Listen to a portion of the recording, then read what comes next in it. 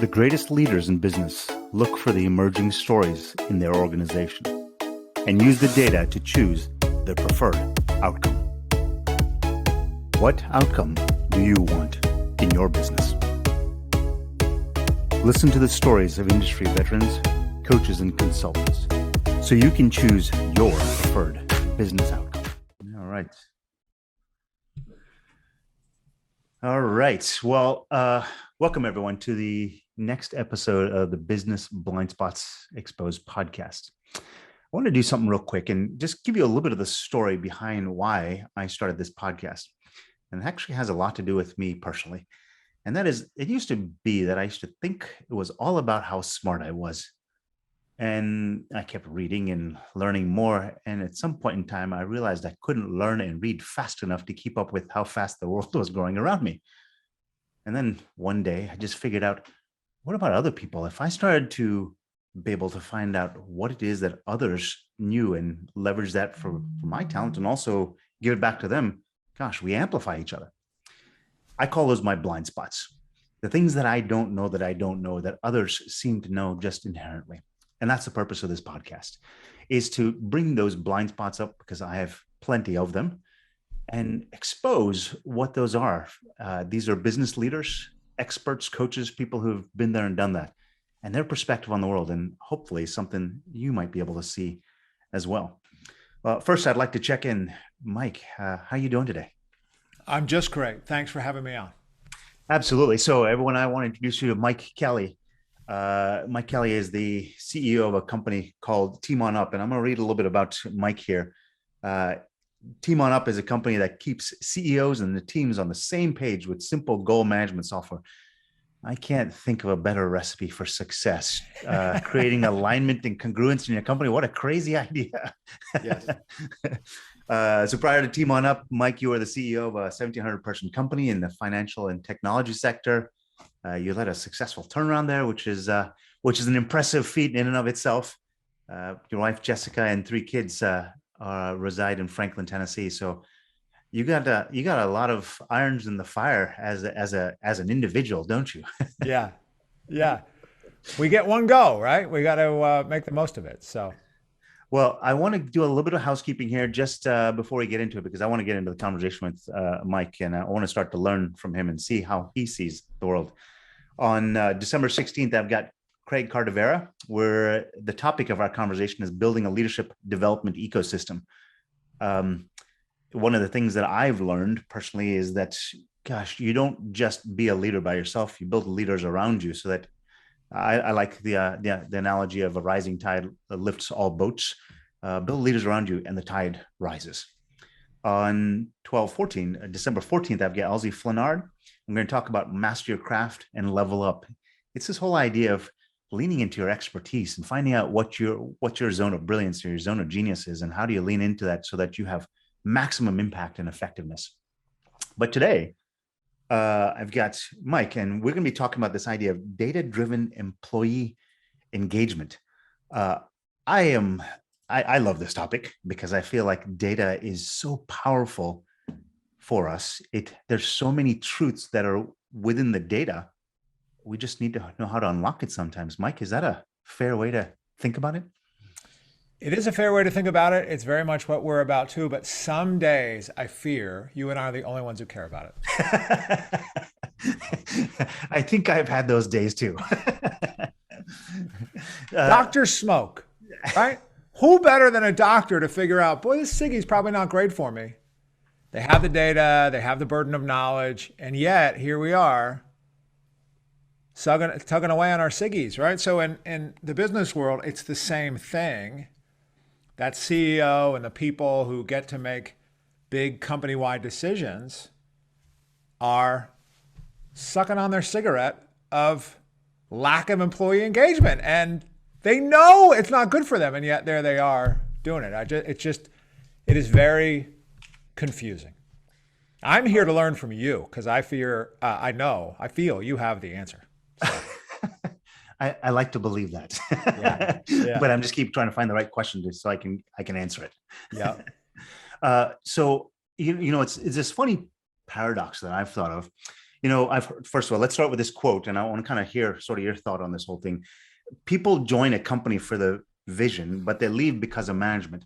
And most people end up leaving a company because they didn't like the culture. They didn't like something there, but they got most of their quote unquote training from that company. And they come back to this next company and they set up their measurement systems. They set up the processes exactly the same way, but that's exactly what you didn't like. Yeah. That doesn't make any sense to me. Does that sit the same way with you too? Yeah. I had on my list too, let's uncover the problems first, and maybe some of those are hidden. We're all crazy as individuals. We are, in the sales process, we know when we go visit future customers, we like to think about our sales process. It's linear. You take them through one step to the next. And well, turns out there's a buying process as well. Some of that is hidden from you. And then third, there are humans involved in the decision-making progress, and how we make decisions is a mystery. Yeah. And so that story you tell, I hear culture, and to me, I don't even know what we're talking about. What are we talking about when we're talking about culture? It's not concrete. Is it one of these deals that I know it when I see it, I can feel it? People have studied this. The reason people quit, 70% of all attrition is due to employee-manager fit. So it's very specific on, if my life gets miserable past the point, I'm out. I talked to a guy this week, and his W-2 this year will be north of $800,000, right? He's had a great year. Fantastic. Great executive. And he's quitting with no job. Guess why? One, he's got enough money. But guess why? He's a young man. Because his manager stinks and he can't take it anymore. So he's on Zoom for his whole life, and he's like, I need to get off of just staring at my computer all day. So that's one. And then two, my manager's a nightmare and I hate her. Right? And I'm thinking, you sure you can't put up with that a little bit more? It's a lot of money. But no. That's a good amount of money. So there's all kinds of data in there, and yet here we are, this mysterious decision-making process. I think it's fascinating. And so here's a couple of things that I'm distilling out of there, right? Sort of the points or the bullet points of that narrative that I'm getting out of it. Number one, this frustration level has nothing to do with logic, because they're making $800,000 a year. I mean, I got to say, a lot of people would probably be quite comfortable in their lifestyle if they had $800,000 a year coming in the door. Right? So I'd like to know, right? That's what most people say. Let me figure out if that's uncomfortable. I'd love to suffer through that for a year. But I mean, look, with some respect to this person, they've got to be at a fever pitch if they're getting to a point where $800,000 just doesn't cut the mustard for them, right? And by the way, to make that kind of money, you're pretty good at what you do. You can't fake that for very long because the visibility is so high, and so they're really a capable human. And the way I think about it, right, is the other side of that is, look, I've worked in sales and I've done pretty well in sales and made some good coin myself. If I'm making that much money, the company's kicking some tail too. Yeah. I like to toot my own horn. There was a company I worked at for 7 quarters in a row. I was the best sales guy. And then the company comes to me on the 8th quarter and says, "So Vinay, you're making too much money." I kind of looked at them and said, are you nuts? What? You guys are killing it. I mean, every quarter this unit is going to the roof, and you want to slow it down? Yeah. And I mean, as soon as they did that, they broke that trust that I had. And I mean, it was shattered. I mean, I don't know that there was a way to recover from that. Yeah.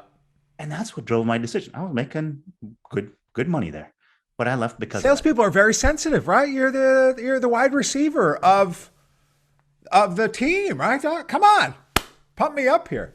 Yeah, that's right. I think this is a fascinating topic because salespeople, we would all say, make a lot of money. And I know as a leader, good ones pay for themselves. Easy decisions. These are easy decisions. Make more money than me. Go get it. That's right. And yet nobody else in the organization, maybe account management might have a quota like that, but Nobody else has a quota. And herein we come back to data. What if everybody had a transparent quota of output? And that we could all say, hey, we're all in the same boat here. Here's my sales guy quota. Here's the DevOps guy, right? Which who knows? What does a DevOps person do? We don't even know. We know they make $180,000 or $200,000. It's all virtual. Yeah. Wow. They do stuff. That's right. And yet I can't tell, most people have no idea what anybody else is doing. And in this way, I think it's kind of compounds the problem we face here. So I want to unpack this a little bit, right? For anybody else who's kind of listening into this, right? And that is this idea that, so it's not about the money. I mean, I think we're kind of making a case here, and sure, $800,000 might be a little more on the edge kind of case, but even somebody who's making 50, 60, 70, $80,000 a year, right? They leave because they don't like management. And I've heard the saying before, culture eats strategy for breakfast. You could have the best strategy in the world, but if you've got no culture, your strategy is going absolutely nowhere. That's right. And the fact of the matter is that if this person is thinking of leaving, making $800,000 or $80,000, whatever that number is, they're thinking of leaving, they're producing a lot for the company. And the amount of time it takes to get someone else who's going to produce at that sort of level, I mean, is it a year? Is it 2 years? Right. What a waste. And just all I think you need to do is lean in a little bit. And there's this three-letter word called ego that seems to drop into so many conversations. You see that playing a part here in all of this? I think there's a lot of human elements. And on the one hand, you have to have a healthy ego to get in there and try and do it, because it is risky in all of these jobs, right? Yep. There's a lot of feedback loops that are field designed sometimes to beat you down, right? That's just life. So you have to have a sense of yourself to get in there and give it a go. And yet this ego, some of the leadership challenges that I see, and I've struggled with, deep insecurity. Yeah. Imposter syndrome shows up. You think, oh, geez, when's somebody going to figure out I have no idea what I'm doing here? And so you try to cover that up with these expressions of whatever might be your fear, express it as a strength. That way nobody looks too close, And that expresses itself as arrogance. Did you ever meet, Vinay, that CEO, he or she is a little too certain? You're like, wow, you really have all these answers. Why are we even here?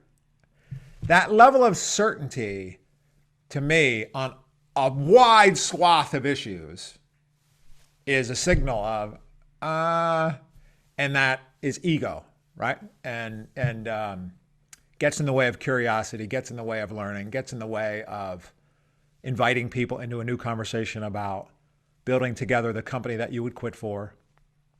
Yeah. So these issues, what do you see on ego? It's a doozy. Oh, I mean, let me talk about myself. I mean, as I kind of started out at the beginning of this whole thing, the whole point of this podcast was I started finding out that I thought I was a smart guy. I still like to believe I am, but I cannot learn at the pace that 50 other people can learn. It's just not possible. It's just humanly not possible. So how do I get 50 other people's minds to be something that I can tap into? Well, that's kind of amplification. And that all of a sudden defocuses the lens on me and on serving them as well as myself, right? I know what I know. They wouldn't know what they know. I could pick up the phone and say, hey, Mike, I'm not understanding what's going on here in terms of managing and measuring employees. What do? I can spend the next 25 years trying to figure it out, or I can just pick up the phone and call you, right? And I got the answer, right? It just seems like that's an amplifier for me, which is the exact opposite. So for me, getting past that ego is actually where you start to amplify your effectiveness. Okay, this is TeamOnUP has gone through 2 cycles. Okay. The first cycle was built on the premise that there is wisdom at rest inside of every company. So I think this is another way to express what you just said. There's smart people hanging around together. We all wearing the same shirt, getting the same paycheck from the same company. Mm-hmm. The challenge is, even when it's past 20 people, you start to lose track of who's good at what and what do they know inside and outside of work.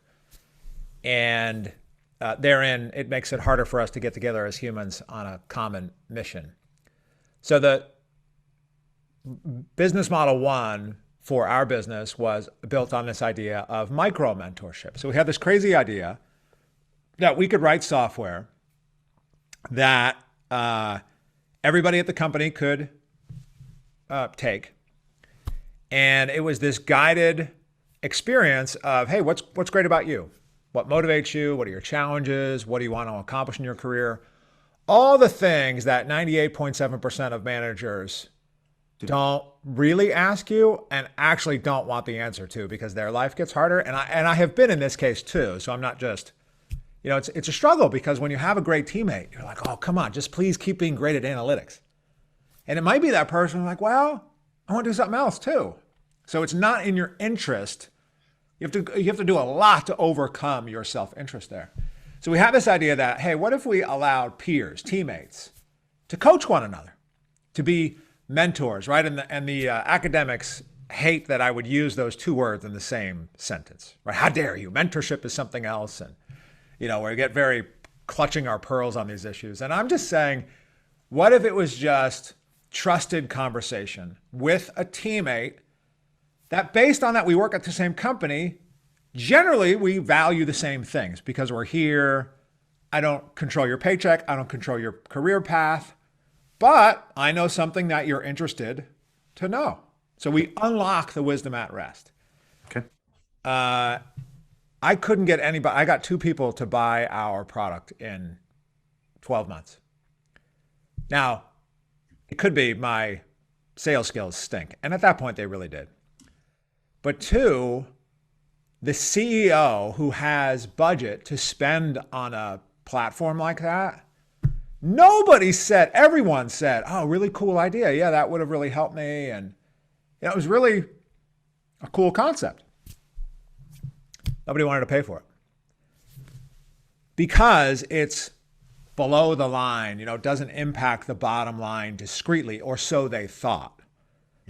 And so what I realized was, so this is kind of we almost went out. I was like, all right, this isn't working. This is just a hobby. So cool idea, interesting to build software for it, but I'm going to go out. But I was talking to a friend of mine and he said, well, hold on a minute. Before you do that, what part of your story do people really head nod to? What do they really lean in on? And it was in the facilitation of this, you had to build a plan for your career. So you had to articulate how you want to invest your time, energy, tools, talent. We let you lay out goals for that, feather in lead actions for that. What I'm going to go talk to people. I'm going to read watch a podcast, blah, blah, blah. And so we had this workflow about how to build a good plan. And that was the part that CEOs really cared about. And it turns out everybody in the company can use it, and the plans do some cool things. And so anyway, we stopped talking about mentorship. We're selling that for $12 per month per person. Okay. And pivoted to this goal planning software. And now we have 8 clients on our platform, and our unit economics have tripled. So employees can still do that with each other, but we don't talk about it at all. What we talk about is making good goal plans that keep the team aligned in real time and allow vision to get broken down into tasks, which, as you said, this is God's work here in corporate America so that it's less confusing, less ambiguous. I'm more self-directed, right? All the elements that lead to an engaged teammate are here. And yet you could figure out, this will allow me to just talk to teammates in a new, interesting way. So that has been fascinating as well. 2 things I want to say to that came up in my mind. Number one is this idea that for the ego, first of all, whenever someone comes to me and says, hey, you're wrong, first thing I do is the guard goes up and I stop listening, right?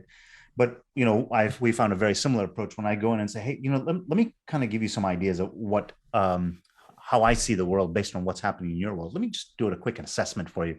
And I say, so who's your best employees? And they say, Jack, Manny, and Mo. Great. And I say, based on the data that you've given me, it says Sally, Sam, and Nick are your best, 3 different people. And they say, well, how did you figure that out? they've now dropped out of the ego. We're saying, I know what's happening, to starting to ask questions like, well, how did you get to that?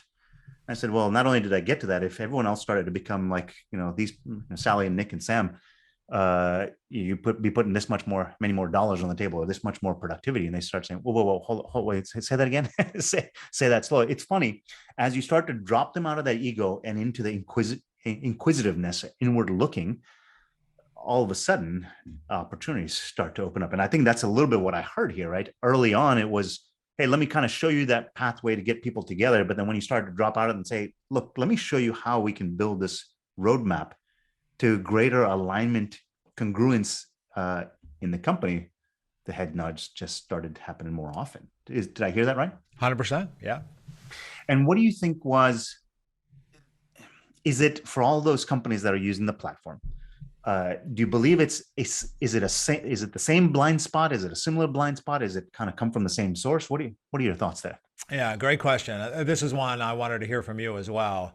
One, I yesterday I had I just got out of a 2-day session with a great software company doing strategy planning. And we talked about this issue of blind spots. And I said, friends, it's called a blind spot for a reason. You are blind to it. That's it. Yeah. And so you have them individually, you have them as a team. And that description of what you just said is a blind spot, right? It's biased and, you kind of get your point of view. The problems here, I think that's what we're talking about, right? What are the problems in our way? I think there are three big things. In the macro, companies still run with entity-centric systems and business models. Meaning, corporate America, to me, looks like the mall did in 1997. Still very much about time and place, a building, a parking lot. And now, we've been working from home, but it's still, everything revolves around the entity. Payroll runs around the entity, benefits runs around the entity, and it should. I ran a company. We did 420 million top line. It has to work, which is part of the problem for CEOs. The CEO's thinking, hey, listen, average tenure here is 3.5 years. I need bottom line results or I'm out of here, So entity-centric systems, corporate America, especially in the larger sector, I think is the last entity-specific domain we have. Everything else revolves around the end user. Banking I come from banking. This is that we killed ourselves to move towards the end user. We put the 37-year-old mom with 3 kids, a dog, and her husband in charge of the banking experience. You don't have to talk to any humans now. It's great unless you want to. Yeah. And yet work is still the opposite. It's still, I have to go to my manager for most things. I can't really spend any money. I'm not allowed to solve problems, right? So all this stuff. So entity centricity is one. 2 is HR. I'm hard on HR because 2 reasons. It is the only C-suite role that has not split functionally into 2 roles. CEO, we realized we need a COO, visionary integrator if you like EOS. Yep. CFO needs a controller, CIO needs a CTO, because one is about tomorrow more than not, and one is about the mechanic under the hood today.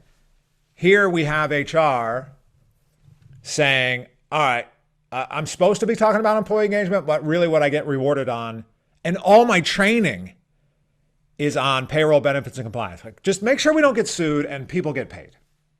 Nobody says this out loud. And a lot of HR, this is why I don't talk to HR people about what we do anymore, because they hate what I do. Yeah. Which is to enable people to be more self-guided at work. That's right. And so the really pioneering HR people know this, and they've left the function because it's a hot mess. I think corporate HR and corporate America has become the social worker of corporate America. And I'm married to a social worker. I say that with great respect, but they can't make a business case to save their lives for a reason. That's right. They're stuck in the middle. middle. The challenge is from that CEO, hey, listen, I need you to allocate our talent to the opportunity we need for our customers. Can you do that? And then have the CTO equivalent. We have to run payroll, benefits, compliance. We have to have all those good things. So I think HR is a big problem. And then problem 3 is the middle manager. The middle manager, companies have largely abandoned training. It's why you see so many coaches on LinkedIn now. We still call them soft skills. Nothing soft about what we're talking about here. These are power skills. We're hoping people can do it naturally. And some people have leadership skills innately. They stink it. I stunk as a manager a couple years ago. 10 years, I was a terrible manager. Now I realize to be a good leader, you have to be a good manager. So then the people that can do it pop through and become people leaders. But the only way to make more money at most companies is to lead people. And so you have these incredible individual contributors who were in nirvana doing what they did, but they wanted to make more money to live their life and feed their family. And now they're running teams and they hate it and their teams hate them. And yet the CEO is thinking, oh, please just don't make me look at the mess that's over there, because I don't have a way to fix it and I need it to happen. Therefore, I ignore this attrition that goes on in the bad culture and blah, blah, blah. And so I believe in us. I believe in determined optimism, and I believe we're capable of greatness. So I'm not suggesting there's evil in any one person who's like, ha, ha, ha, I'm going to create stuff. But there's these compounding factors that are blind spots. And so you need someone to say it out loud, to say, I didn't really think of it that way. And how might we consider if that's actually a problem for us? Are there results here that might be attributable, causal or corollary? This is fabulous. I mean, so I'm going to recount back to you the 3 that I heard, right? The company is run with this entity-centric systems, right? So it's these hierarchical models, as in, hey, the center of the tower is where the strength lies, and everything and every single floor ties into that center, right? As long as the center is strong, we're strong. But at some point in time, as you build the building out, it gets further and further from the center and you lose the strength, right? Yes. And you'll hear people just stay there right there for a second. No, you're wrong. You're wrong. My team's empowered. And I'm like, okay, cool. How much can your front line spend to solve a customer problem? That's right. How many? $500. Really? Yeah, no, the answer is zero. The answer is zero. What are you talking about? They can't spend money. They got to come ask me. Okay. They're not empowered. They're not empowered. And I hate the empowerment stuff because it's become codified. I'm for enable. I think most people are trying hard. Like, give me a tool in which I can succeed, or tools to become user-centric and make this company into the marketplace of opportunity that is its promise. Yeah. I love it.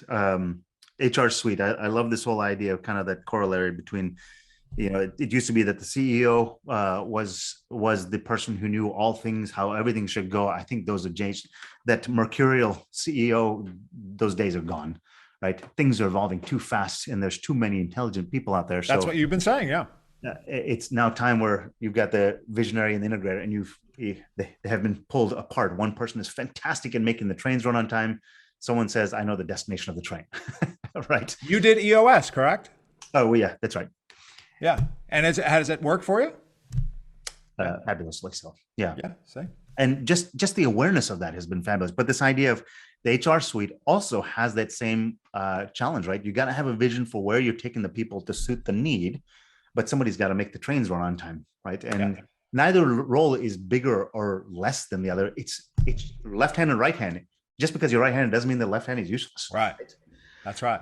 And this other construct of the middle manager, right? You've put them there, but it's funny how you say this, right? The way I've said is middle managers are responsible, beholden to what senior management is telling them got to get done. They've got to translate that into a way that the rank and file can say, hey, I'm giving you the space to do it with their hands tied behind their back. How the hell do you do that? You got spears pointed at you from both directions. At some point in time, you get sick and tired of it, right? And I think those are really, really interesting. This idea of whether it's empowerment, enablement, whatever the right word is, because there's lots of jargon and discernment in the space today, right? As to what are the right words. I think the concept here, that the intent is just simply this idea that we need to trust people to make the right decisions by themselves and give them the support structure so that they can. Actually, let me say it this way. I stopped calling them my people in my organization because that is a disservice to what they do for me. Totally agree. I call them my experts, right? Because they know shit I have no idea about.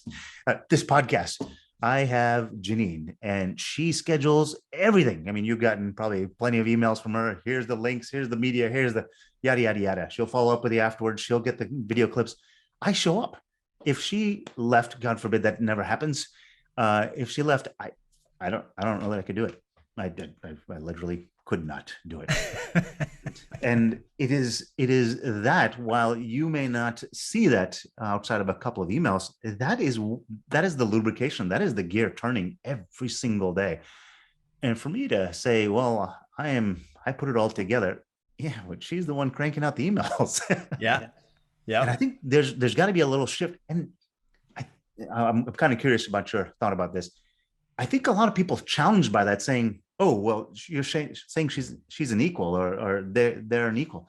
No, the level of risk is completely different for her and for me. Completely different level of risk. I'm not saying we're equals. I'm just saying we've got parts to play. Right hand versus left hand.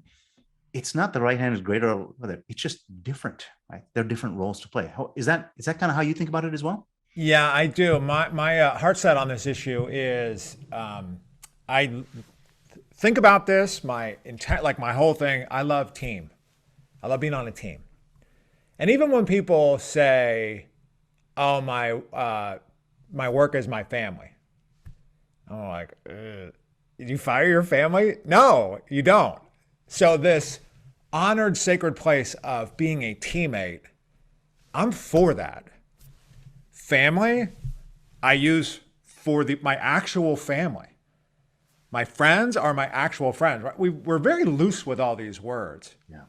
And so my friend Kim, who was helped me, she was our executive assistant, my executive assistant at the CEO job down in Tampa Bay. And my first 18 months as CEO, big steep learning curve. But when she came in, I finally had relented enough to say, "Kim, I don't actually know. I just know that I need my 10 hours per day to be worth 12. What might you consider would help us get to that? Because I'm going for team profitability here. If I can eke out another 2 hours doing what I am supposed to do, and you can help me with that, I will make it so in your interest." And so that invitation was really the unlock moment. And one of the seeds that made me consider that a business like this is possible, because she was fantastic. And she eventually, one of the things, she ran all my email, all my calendar, started to take into some meetings, and she just did so much and at a higher level than I ever might have. It was incredible. And so that idea that as we create connections with people who are great at what they do, and then make it fun enough and rewarding enough to actually make suggestions on how to execute against that, then your life is easier. So now I find it very relaxing when people say, "No, you're wrong about that." Like a wave of calm comes over me. I'm like, awesome, because I was not convinced I was right in the first place. But I'm confident enough to go and try and, we'll adjust, right? And so on this issue, to me, goals match roles. CEO has a unique, discrete set of objectives. If you're doing someone else's job, you're not doing your job. Stop doing everybody else's job. That's right. The marketing person. We're all in this boat. Marketing is designed to do a couple of things. And to get people to say that and write it down on paper is shockingly difficult. Yeah. I love it. There's this whole idea of flow state, right? And I believe we all get into this flow state when we dip into the things that we elementally enjoy, and we elementally enjoy them because they just come so fundamentally easy to us, right? Yep.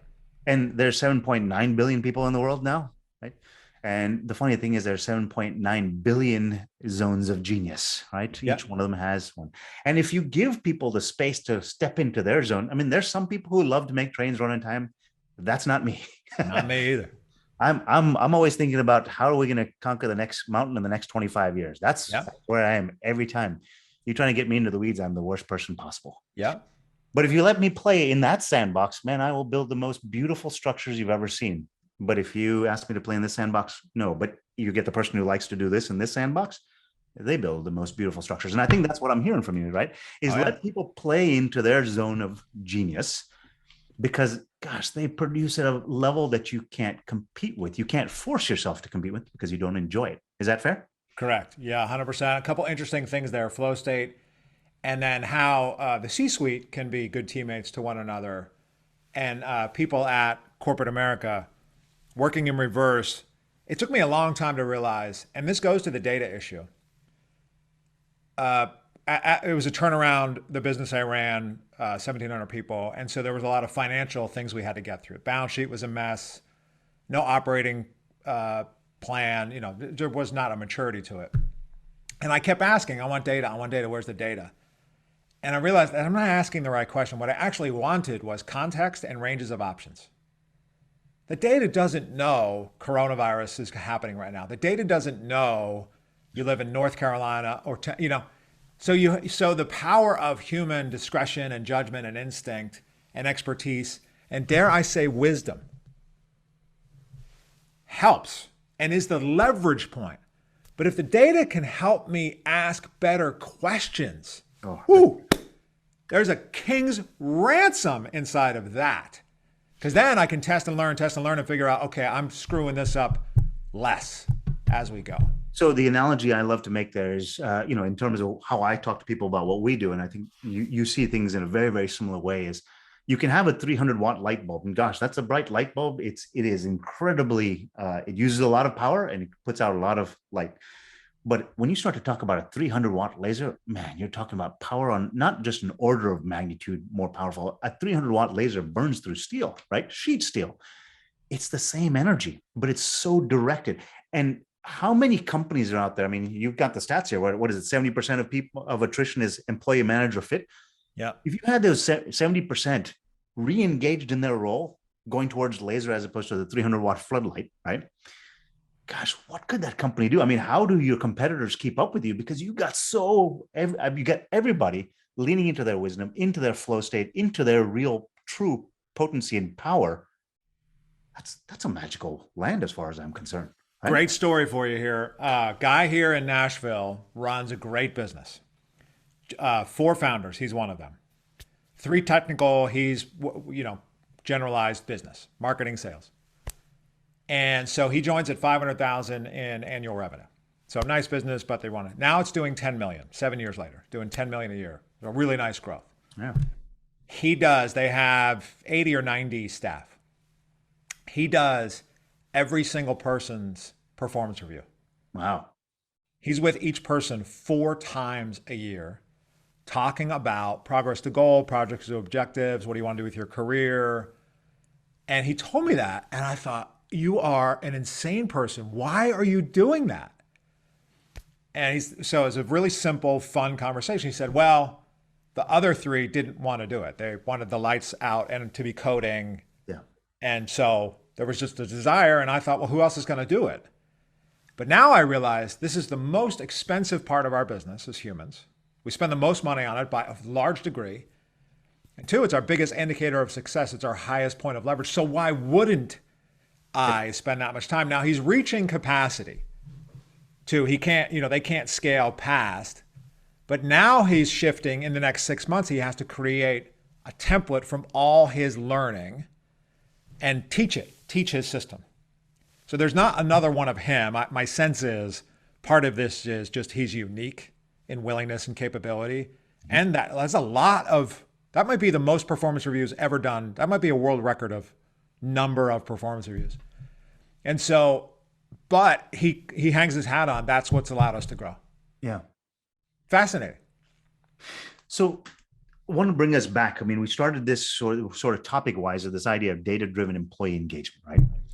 I think we've kind of talked through, at least in my mind, we've kind of talked through this idea, making the case from the why, from the purpose as to why employee engagement doesn't occur. And it's because They're thinking, hey, I'm going left. You as a leader are thinking, hey, you should be going right. You're thinking, hey, they understand what I'm saying. They have no clue that that's what you meant. I just listened to the thing about yelling at your kids, and it says the one who yells, I mean, it's parents to kids, says the one who yells owns the problem. And it talks about this idea that all right, so you keep raising your voice, you get mad at performance improvement plans is kind of the sort of the proxy here, right? Hey, do better, work harder. But the fact is that until the 29th time that you yell at your kid that it's time to eat your cereal because you got to get to school, they realize, oh, wait, dad's got a problem. And so what this child psychologist said, why don't you do this? Instead of starting to raise your voice, why don't you go to them and say, look, I got a problem. And that problem is, and there's two outcomes here, right? And I'm okay with either one. I have my preference. And what I loved about this idea is I started doing it with my kids. I started saying, hey, look, I got to take you to school in 15 minutes here, and the minivan is leaving. Now I can leave with you in the minivan or not, but it's a 2 mile walk.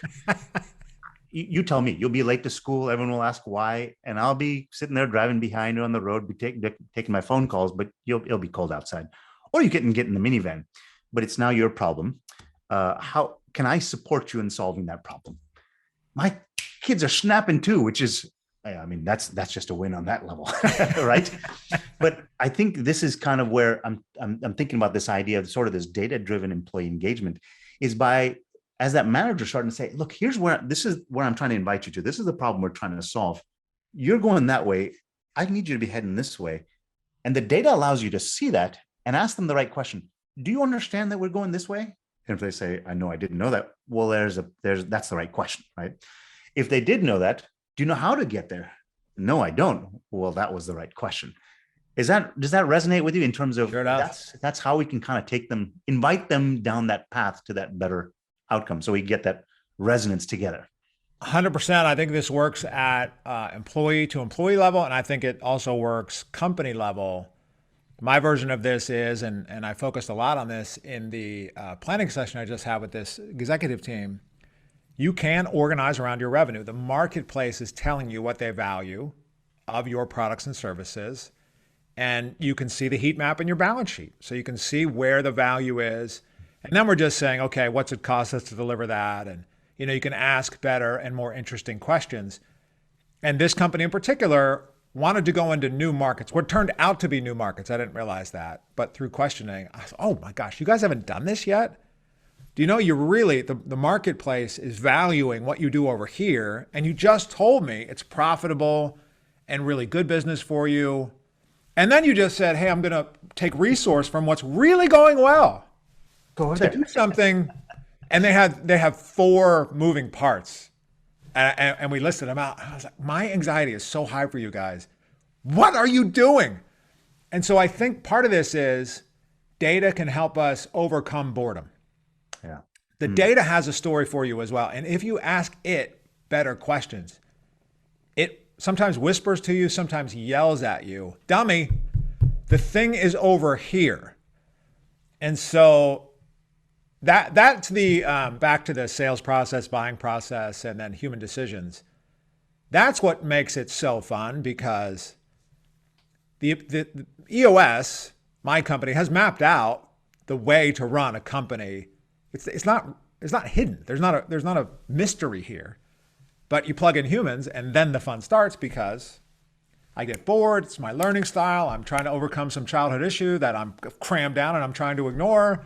I've got big ego. I'm insecure. All this beautiful humanity comes in, and can you get people organized on the same page and going down? So I think data, I used to kid at my CEO job down there in Tampa Bay that we'd leave a seat open for big data.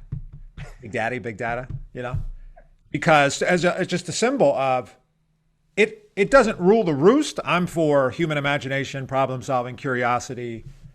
Because if you want to innovate, there is no data for it. Data is backward looking. But it can really help you. And so somehow where we started is this remains hidden from a lot of people. And yet a lot of people have realized, oh, this is much easier. It's not easy, it's easier. So I'll tell you sort of the analogy I've been using for people is, and it starts with sort of on a personal level, sort of there's this dichotomy that's always between me. There's sort of that, what I'll call the spiritual side, and it's not necessarily religious, just we'll call it the spiritual side of things, right? There's something bigger than me. But then there's this classical training, right? Undergrad in math and computer science, and masters in artificial intelligence, machine learning, the analytical side, right? 1 + 1 = 2. This side says 1 + 1 can equal anything in the world, right? How do those two reconcile? And the analogy I give people is data is like the bones in a body, and the story, that's the narrative, is sort of the flesh, the organs, the skin, everything else, the muscles. A human body is nothing without bones, right? It is nothing without the organs and the skin and the flesh and everything else. But people kind of think of them as two separate things. They are the same thing, right? The data tells you the story that's been occurring up to that point. It can't tell you what's going to happen next, because that's where the human imagination and that storytelling comes into play. Here's, hey, employee A, let me tell you the story of this glorious future that we're heading to together. Would you like to join me on that trip? That's why you're here, right? And if you do, hey, I got some suggestions on what we might need to do there. By the way, can I ask you, from your point of view, what do you think we should do? Does that resonate with you? Is that kind of how you're thinking about it? It is the hardest thing, though. That's what you just described to me as the point of engagement. Yeah. For the leader to be curious enough, confident enough to say what you just said. Oh my gosh. I just sneezed on your podcast. That's horrifying. Edit that out. Excuse me. I was so like, don't sneeze. That's really hard to do, because we get promoted on technical expertise. It is your comfort zone. And immediately when you become a leader, you're on a new learning curve. And I think there's a really interesting thing. I talk about this a lot, that imposter syndrome and being on a new learning curve get confused. So you think you're a fraud. You're not a fraud. You're just at the bottom of a new learning curve, and you're trying to build a new skill set. That's right. And so that opportunity to just be aware of, oh yeah, I'm trying to do something new. And when I drop back to what I was doing, now I'm doing my team's job, it's because it's comfortable. Instead, you have to have the courage, and this is why I need prayer. So I'm right with you. I believe in God. And I know God made man in his image, and God is great. Therefore, I am great. And so I need prayer. I lay down on the floor every day and I say, God, give me your wisdom. I need it, because I don't know the path forward.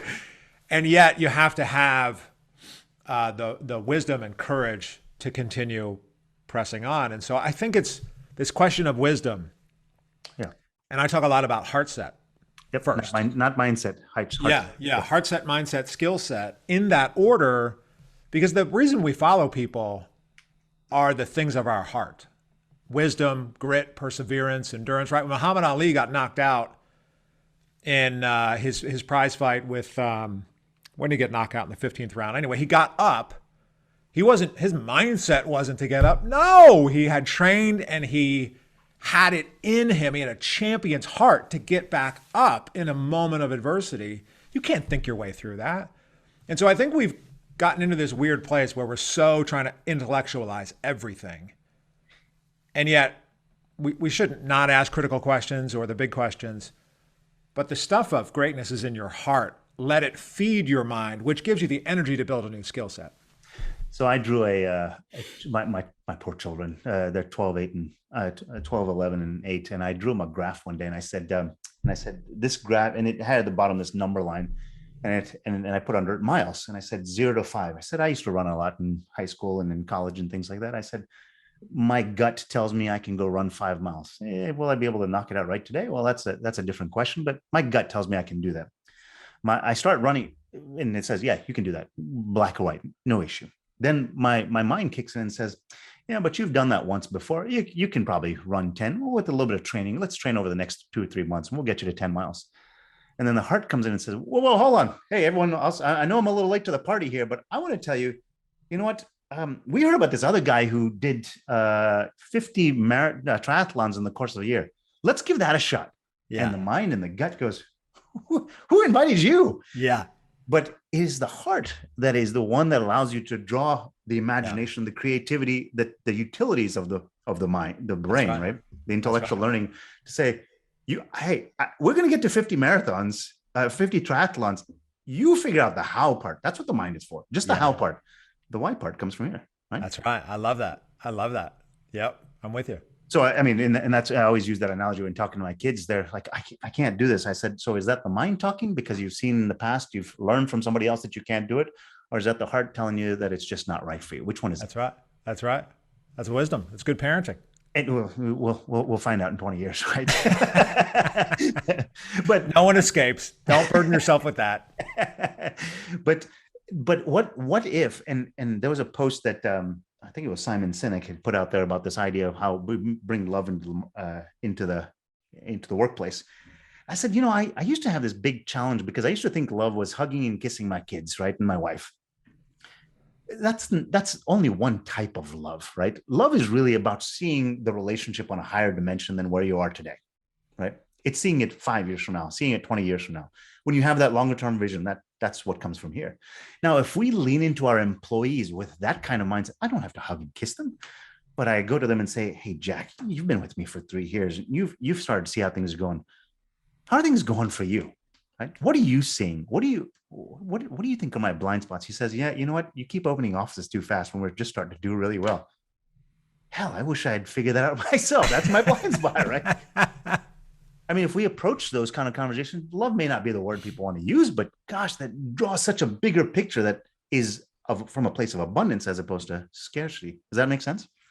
It does. I talked this week to that team, and I talk a lot about this. It's a presentation I do on servant leadership. And the punchline of it is love. Love is an attitude and an action I can take in someone else's best interest, done in such a way that they would understand it as love. So it's not a feeling, it's a verb. Yeah. It's an action. I can act in your best interest.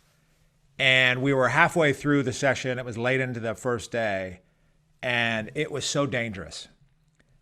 Some of the people in the room, coincidentally or not, two of the members of the team are women, and they were like standing on the table. Finally, we have said something interesting in this darn meeting.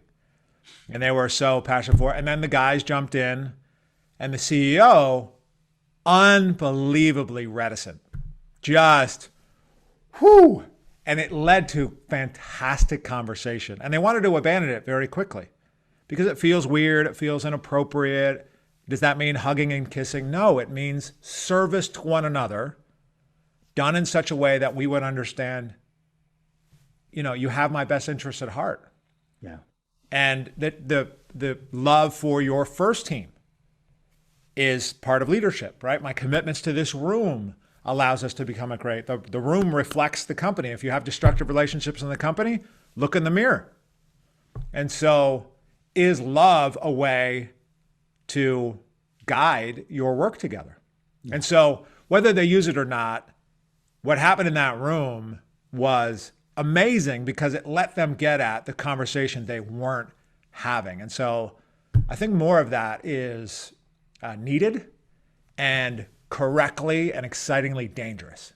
It's, what does this mean? What are we talking about? So they try to swap out different words for it.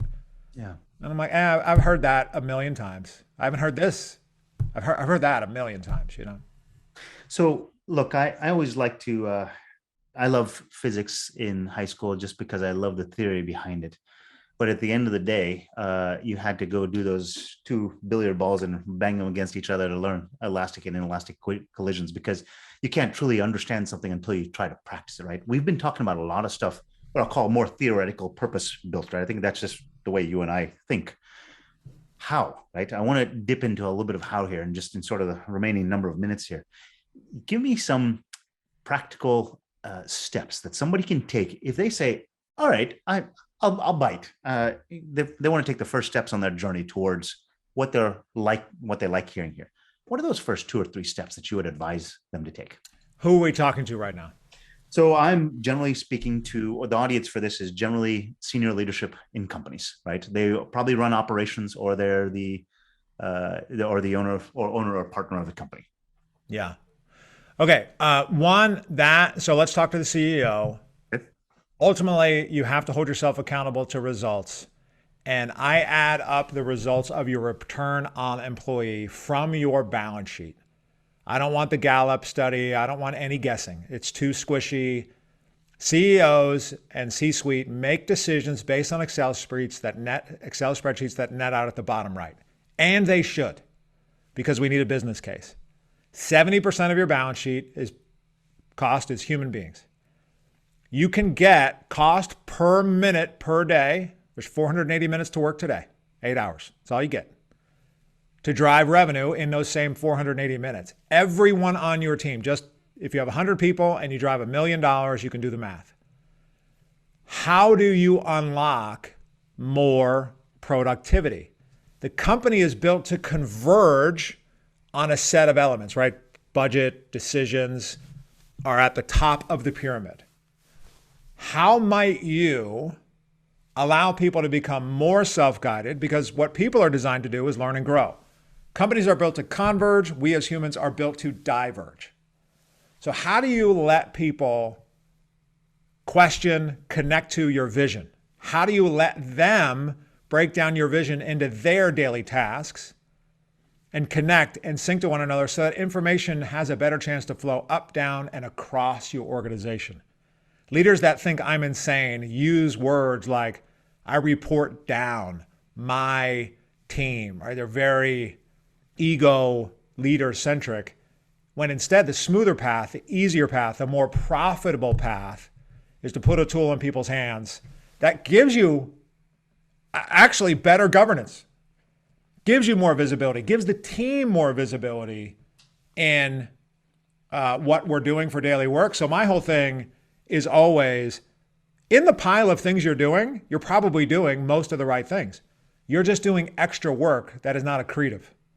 Yeah. If you could just knock out the extra busyness and give people permission to tell you, oh, geez, I don't think my work, all of it, connects to what we're doing. That's the win. My whole thing in the 2 days, crazily, I'm like, we're just trying to figure out what you're not supposed to be doing. That's it. Focus. Yeah. Because I want to do a good job. I want to get a raise. I want to get all this. And instead, the leader's job is to make it safe. I mean, that's kind of some of that conversation is weird now, but make it okay to bring the news, to bring the weather report. And then you can win. You get people aligned. That resonates with me for sure. I like this idea of return on employee is a main metric, because I always been saying this, and I think that you're saying it in a much more elegant way. I've been saying to companies, if profit is your prime directive, you're very short-sighted. If empathy is your prime directive, profit will come along for the ride, right? Because if you lift all those people to make their own decisions, there's this concept in my mind, and I'm still developing. I think there's a book here in the making. I call it The Lazy CEO, right? Because my son said to me once at dinner, I said, have you done your homework? He said, no. I said, why haven't you done your homework? He said, well, I'll get to it. I'm sitting there thinking to myself, this guy gets his clothes cleaned for him. He gets this and that, and house paid for, everything's done. And all he's got to do is his homework, and he gets to push that off to do what he wants. So it's like, man, that's the life. It's like, well, hold on a second here.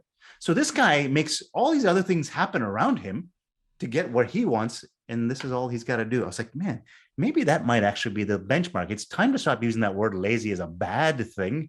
Maybe that's it. Where I go as a CEO, I bring all the people and I put them in the position where they love to do what I do, and I say, hey, I'd like to, and Vinay, get out of the way. I'm going to do that for you. Well, that's one hell of a deal, right? I just keep bringing more people in, because that's one of the roles of the CEO is, right, bringing the right people to the table. I'm right with you on this, and again, but you have to do your part: vision, mission, values, hold people accountable, give rewards.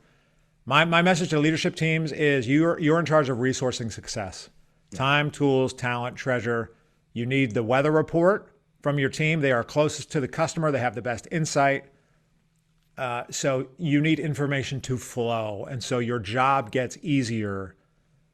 Leadership is about tools, decision rights, governance model, trust. Trust is built from character and competence. It's earned over time. Make sure your deposit keeps growing in principle, because you will take withdrawals, because we are human. Give respect immediately. There's no reason to hold that back. And you can do it, right?